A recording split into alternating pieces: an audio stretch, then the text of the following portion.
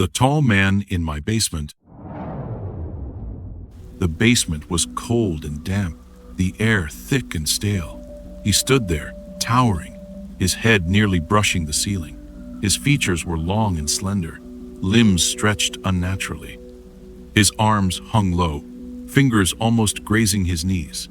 His legs, thin and bone-like, made him stand at an impossible 12 feet tall. His mouth stretched wide, too wide, an unnatural stretched mouth that revealed nothing but a black void inside. His eyes, deep and hollow, were pits of endless darkness, a void that seemed to pull everything in. I don't remember how it got there, or how it even got inside. All I know is I locked it deep in my basement, where it couldn't come out. Well, that was until I found the basement door wide open. "Hello," I said, staring into the dark basement that yawned open before me. My voice felt small, swallowed by the shadows below. Fear crawled up my throat, thick and sour, like I might throw it up. I slammed the door shut, my hands shaking. Then I heard its soft, rattling noises from the kitchen, gentle, deliberate, like something was moving in there. Something was in the house with me. I moved deliberately, each step slow and careful, my breath caught in my throat. I watched my surroundings, making no noise as I crept toward the kitchen. And then I saw it. The creature from my basement stood at the sink, its towering frame hunched awkwardly beneath the ceiling. It stared out the window, motionless, its long, slender limbs hanging at its sides. It didn't move. It didn't make a sound. It just stood there, like it belonged. My heart slammed against my ribs as I bolted for the front door, feet barely touching the ground. I didn't dare look back. I didn't need to. The roar came first, splitting the air like a thunderclap. It wasn't human. It wasn't animal. It was deep, raw, and wrong, vibrating through my bones, rattling my teeth. My legs nearly gave out from the sound alone, but fear shoved me forward. I hit the door hard, bursting into the cold night air. My car was just ahead, parked in the driveway. I needed my keys. My hand dove into my pocket, fingers trembling as I fumbled them out. Behind me, the door exploded open with a splintering crack. Heavy, unnatural footsteps pounded against the ground, fast, too fast. I didn't have to see it to know it was coming. I could feel it closing the distance. I reached the car, yanked the door open, and threw myself inside. My hands shook so badly the keys slipped from my fingers and hit the floor mat. No, no, no. I grabbed them again, forcing the key into the ignition. The engine sputtered, coughed the sound of death. The creature lunged from the doorway, its long, bony limbs propelling it forward in a blur of twisted movement. It was nearly to the car. The engine roared to life. I slammed the gear into reverse, tires squealing as I stomped the gas. The car jolted backward, throwing me against the seat as the creature lunged, just barely missing the hood. Its empty black eyes locked onto mine for a split second, burning into me before I peeled out of the driveway. I didn't stop. My foot stayed pressed to the floor, the car flying down the long, dark street. The night swallowed everything around me, but I didn't care where I was going, as long as it wasn't back there. Days passed. I barely slept, holed up in a cheap hotel on the edge of town. The room smelled like old cigarettes and stale air, but it didn't matter. It had 4 walls and a locked door. Every night, I checked the window just to be sure. That night was no different. I pulled back the curtain, heart already racing before I even looked. The parking lot below was empty, streetlights flickering weakly against the dark. For a second, I let myself believe I was safe. Then I saw it. Beyond the lot, past the stretch of cracked asphalt and the rusted chain-link fence, the woods began thick, black trees rising like jagged teeth. And there, just at the edge where the trees met the night, it stood.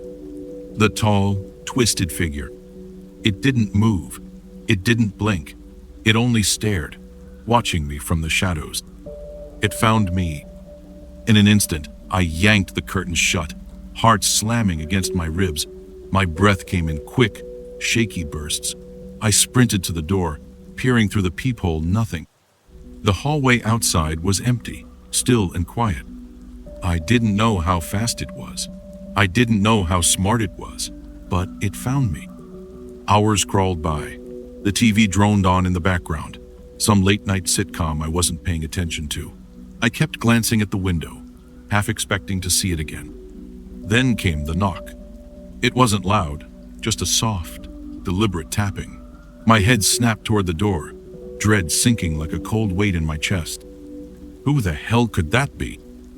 I slid off the bed, feet hitting the floor. Before I reached the door, I heard a voice. "Hello, I need help. Help me.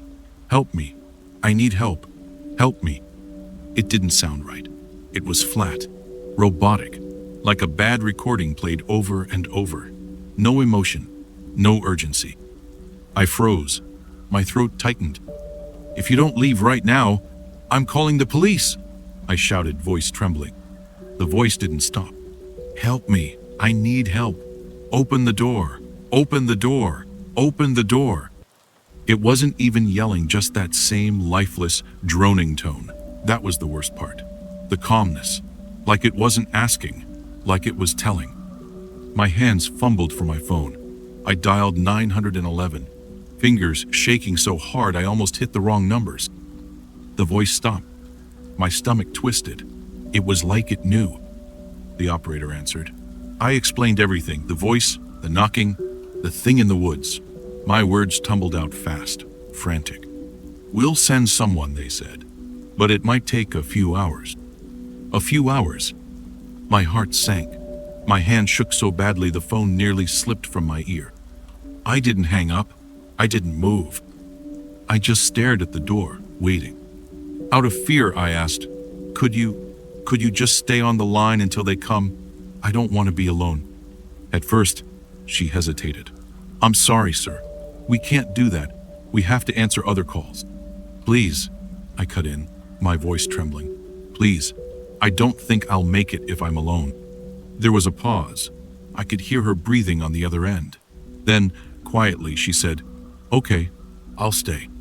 Relief washed over me, but it didn't chase the fear away. My eyes stayed locked on the door. Her voice was calm, gentle. "My name's Rachel. What's your name?" I swallowed hard.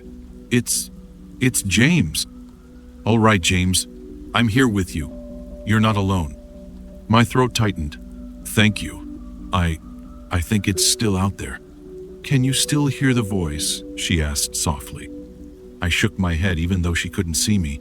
"No, it stopped when I called you, but the way it sounded," I paused, shuddering at the memory. "It wasn't normal. It was like robotic, repeating itself over and over." Rachel was quiet for a moment, then said, "You're doing great, James. Just stay with me. The officers are on their way." I nodded again, trying to steady my breathing. But deep down, I couldn't shake the feeling that the quiet wasn't a good thing. It felt like the calm before something worse. Rachel's voice came through the phone again, steady but a little more serious. "James, who's chasing you? Can you describe them?" I opened my mouth, but nothing came out. My throat felt tight, like the words got stuck halfway up. I don't know," I said finally. "It wasn't a lie. Not really. It's tall, really tall. Its arms are too long. Its mouth..." My voice trailed off. My mind replayed that black void, the hollow eyes. My stomach twisted. "Too long?" Rachel asked gently. "James, are you saying it's someone wearing a mask or..." "No," I cut in, my voice cracking. "It's not a mask. It's not human." The line went quiet for a moment.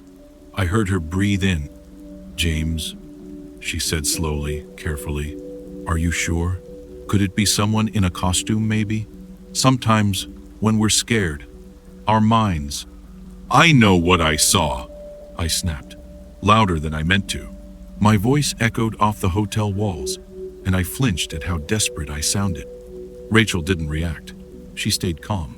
"Okay, I believe you. You're doing great, James. Just stay with me, all right? The officers are still on their way." My chest felt tight, like I couldn't get a full breath. My eyes stayed locked on the door. I couldn't tell her the truth, not all of it. If I said a monster crawled out of my basement and followed me to a hotel, they'd think I lost my mind. Maybe I had. But the thing outside, the voice, it wasn't in my head. It was real. And it wasn't gone. An hour passed, in what felt like seconds. The room was still, but I couldn't escape the feeling that something was wrong. My pulse thudded in my ears, every breath a battle against the rising panic. Rachel's voice kept me tethered to reality, her calm words a thread I clung to. Then, suddenly, a knock at the door. Knock, knock. I froze. The hairs on my neck stood up. Hello, this is the police. Open the door. This is the police. Open the door. A wave of relief flooded through me. I wasn't alone. Finally, the officers were here. I rushed to the door, heart pounding in my chest.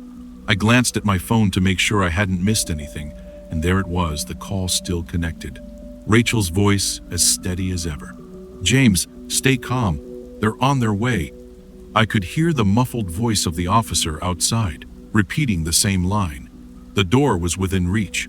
I grabbed the handle, yanked it open, ready to let in the safety of the police. But there it stood.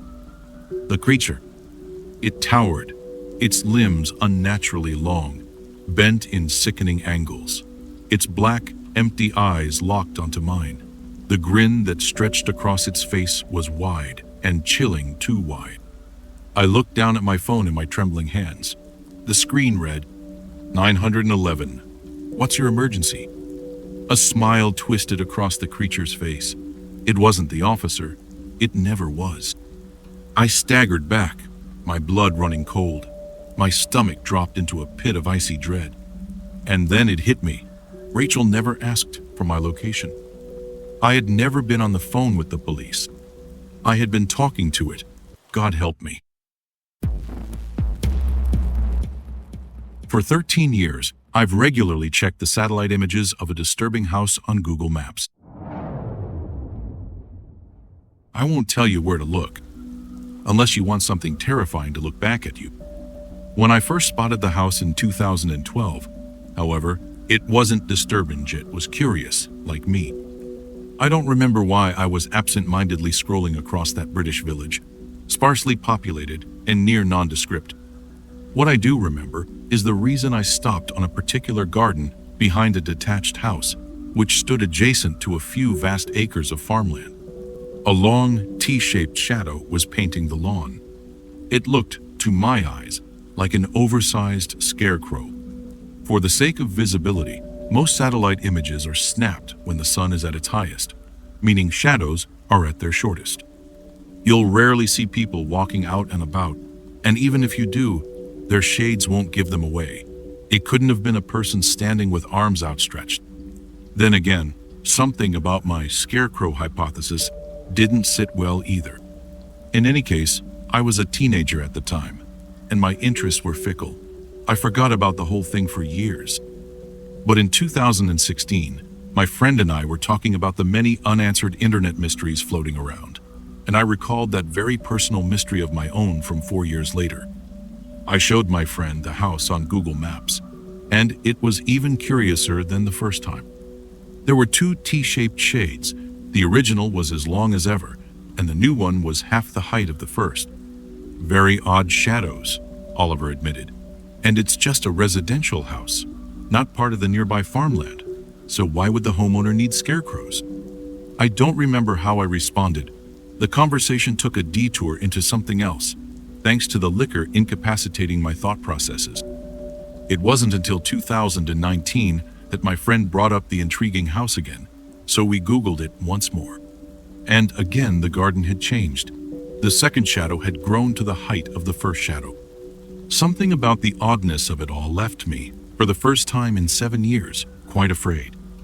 I saw in his wide eyes that Oliver felt the same. He quickly played off his discomfort, but I noted his momentary lapse of cool-headedness, noted the hesitation which had preceded his stilted, unnatural laugh. I just didn't quite understand why we were both so afraid of two shadows. The baby scarecrow is all grown up, he said.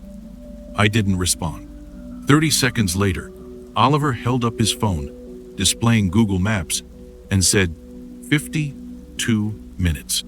I clocked the blue line dotting a route from his apartment to the countryside house, nearly an hour away, and I raised an eyebrow. You're not serious. I am, he insisted. We've been talking about this house for years. Don't you want to know what's in that back garden? I shook my head. Not anymore. There's something off about that image, Oliver. He groaned. Oh, come on, Jamie. I know it's left an unscratched itch in your brain. I know you. We're not going to drive across the country to spy on somebody's garden, I said. Well, I am, and I'd love your company, Oliver replied, shrugging. There's only so much a bird's eye view reveals, and street view won't let us peek over those obnoxiously tall hedges. We need to see the place in person. I feel as though I may have stepped out of my body for an hour or so. Let someone else take the reins. For I only realized that I'd been coaxed in to accompany my friend as his car rolled to a stop outside that famous house from Google Maps, no longer seen as a flat roof and garden from a bird's eye view, but as a three-dimensional, horribly real structure. The unassuming, red-bricked residence was surrounded by 8-feet-tall hedges, countryside, and silence. There had been other cottages dotted along the winding country lanes, here and there, but they did nothing to cut through the area's oppressive, all-consuming silence. Something about seeing the property in the flesh left my hairs tingling, left me ready to wrangle the steering wheel out of Oliver's grip and take us far away from that tall-walled place. And its hedges prompted an obvious question from my lips. Unless you've brought stilts, how are we going to peek into this garden? Oliver smiled as he opened the driver's door, so I followed him to the boot of the car. He'd always been more of a show-to-tell bloke. Inside the car's boot was a drone. Please, no, I inwardly groaned. I hated the thought of snooping on a stranger's property with an airborne camera. Then again, scaling the fence and trespassing would have been worse, so I nodded my head, signaling that I'd go along with Oliver's harebrained plan. He quickly took the drone up into the sky, and we watched the live feed on his tablet controller as the white, bladed plastic insect sailed loudly above the house, rotors blurring against the sky. Oliver took the device over the roof tiles, and we both held our breath as the garden came into view. Then we exhaled in harsh, painful gasps of shock at the revealed casters of the long shadows I had seen in photos for 7 years. Not scarecrows at all. 2 humans were tied with thick, well-knotted rope around their wrists and legs to large, wooden crosses perhaps. As much as the thought horrified me, crucifixes. My friend and I did not scream, but instead fell very silent, very still. There is no trauma quite like shock, no horror quite like being frozen to the spot, unable to think, unable to run. And the terror of what we were seeing would only worsen as my friend decided, with unsteady fingers, to fly the drone downwards, taking it closer to the 2 bound people in the garden. One was an adolescent boy, wriggling weakly in restraints as he eyes fixed on the drone filming him from above. He wore a white tee with 5 letters torn through its fabric torn through to the flesh, creating blood-stained letters on his torso. Spawn. Oh God, I moaned in terror, slumping against the car with teary eyes on Oliver's tablet screen. We have to call someone. On the original cross, which I'd seen 9 years earlier, was a woman who barely looked like a woman at all. Her arms and legs, poking out of holes in dungarees, were nothing more than bundles of straw. Oliver and I finally broke free of our frozen states, beginning to retch as we realized that the captive woman was very much alive, but very much limbless, save for upper arms around which ropes were tightly wrapped. Cut through both her clothing and the skin beneath, in much the same way as the squirming boy beside her, was another blood-written word. Whore. Oliver opened his lips, managing only to hiss out a whispery, wordless puff. Before he managed to try again, thunder cracked the air, followed by the live feed cutting out and the sight of the drone plummeting past the far side of the house, landing in the garden. That thunderous sound was one only heard in the true boonies of England. A gunshot. And moments later, my eyes caught the silhouette of a broad, bulky man behind the paper-thin curtains of the house's upstairs window. The drapes parted, Then out peeked a double-barreled instrument and a hand reaching for the window's latch. I screamed in fear at Oliver. "Move!" As clambered in the car, the sound of plastic squeaking filled my ears. I didn't have to look up to know what would be pointing at us from that open window.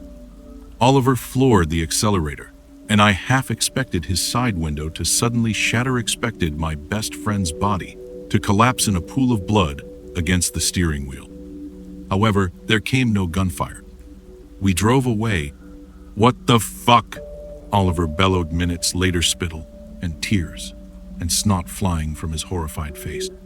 I managed only to sob in response. My friend pulled into a petrol station 20 minutes later, and whilst I said that we needed to phone the police, he claimed that we should go back to the house first, that we should be brave. Oliver was worried that the homeowner had chosen not to follow us because he'd needed to dispose of all evidence. Then my friend suggested that we had a limited window in which to go back and record some evidence of what the man had done. "You watch too many crime programs," I pleaded, panting heavily. "This is the real world, Ollie. In the real world, you see a crime. Then you call the police. That's how it works." Anyhow, after much back and forth, my friend managed to dupe me into thinking that he was on board with my plan of simply leaving it to the authorities. But whilst I went into the petrol station to pay for our freshly filled tank, Oliver tore away and left me behind. I tried to call him numerous times over the following hour or so. Nothing. So I rang the police and told them what had happened. To give credit where it's due, the authorities took my claim seriously and searched the homeowner's property. However, as Oliver had feared, the responding officers found nothing in the stranger's garden. No crucified, straw-stuffed victims. No carcass of a drone. No shotgun shell. Nothing to validate my tall tale. The homeowner, a man named Mr. Tomlinson, told the police that he had seen neither a drone nor two men outside his property. I showed the police the satellite image on Google Maps, and Mr. Tomlinson simply laughed. He said that the image was at least a year out of date, that he'd gotten rid of those statues months earlier. Yes, statues. Apparently, this was a sufficient explanation for the police officers. Obviously, there were plenty of ways to corroborate my story. The police checked the surveillance footage at the petrol station, saw Oliver and I standing by the pumps, then saw him drive away whilst I was in the shop. "See?" I protested. "We weren't saying you were lying, Jamie," one police officer insisted. "We simply need evidence." I pointed at the screen. "There's your evidence. We drove out here together, and now he's gone. Look, this was only a few hours ago. The two of you were clearly arguing. It seems like your friend just needs to cool off," one of the officers suggested. They promised to look into Oliver's disappearance once the appropriate amount of time had passed. Well, 48 hours later, when he still hadn't shown face, the police took me more seriously. However, days, then weeks, then months went by. No sign of him. And the authorities failed to find any evidence suggesting that Mr. Tomlinson had been keeping people captive in his garden. No evidence of prisoners anywhere on his property. Then came the pandemic, and the world had bigger problems. Nobody believed my story, no matter how many times I talked about the Google Maps image, and the drone, and what the two of us had seen. Eventually, I researched the area surrounding Mr. Tomlinson's house and area, including surrounding hamlets and farms, all forming a tightly knit community. From news articles, I learned that a woman and a farmer went missing in 2011, and that got me thinking. So, I managed to infiltrate a Facebook group for the local area, pretending that I'd bought a property in the area. They let me join. You wouldn't believe the things to be learnt from a private Facebook group that's where the village gossip lives in the 2020s. I learnt that this local farmer had been a widow for 3 years before finally meeting someone new in 2010. Someone from the next county over. Plenty of folk didn't like this, as they'd adored his wife. And to make it worse, as one Facebook user commented, this new woman was an out-of-towner. I shared this information with the investigating police officers. They were aware of the missing persons cases, obviously, but that was about all I got out of them. They stonewalled me, much as they had with Oliver. and that left me with a gnawing feeling in my gut. Given that they lived in the area, I started to fear that they might be part of this tightly knit community too. Started to fear that they weren't much fussed about digging too deeply into the area's disappearances. Started to fear that they might even be culpable. Of course, many things didn't add up. Oliver and I had seen a woman and a boy in that garden, not a woman and a man. Still, there had to be something to this coincidence. I was certain of it. For a little while, I even considered breaking lockdown rules and returning to Mr. Tomlinson's property, doing my own investigation. But then came, in 2020, a series of haunting notes through my letterbox. I watched too. Nobody will ever find them. Don't come back, you'll come forth. I became an agoraphobe, became too terrified to go looking for Oliver. I would have broken lockdown rules for my old friend in a heartbeat, but the possibility of meeting Mr. Tomlinson again, the haunting man who'd nearly killed us from his window, was a nightmare too great to bear. Call me a coward if you must, but ask yourself what you would do in such a situation. Every day, I checked my windows, expecting to see that stranger watching me from the driveway or the back garden. I have no idea how he found out where I lived. In early 2023, just as my phobia of the outdoors showed signs of somewhat abating, I thought about a particular word in that third and final note. Fourth, I had previously thought it to be a misspelling. I assumed Mr. Tomlinson had intended to write, "You'll come forth." But a new possibility popped into my head. When I returned to Google Maps once again, the last vestige of hope abandoned my body, and dread took its place. In the latest satellite image of Mr. Tomlinson's house, 3 T-shaped shadows painted the grass. I know who the third must be. But I'm still, 2 years later, too frightened to return and see for myself. Too frightened that I'll become the 4th shadow in the garden. More straw than man.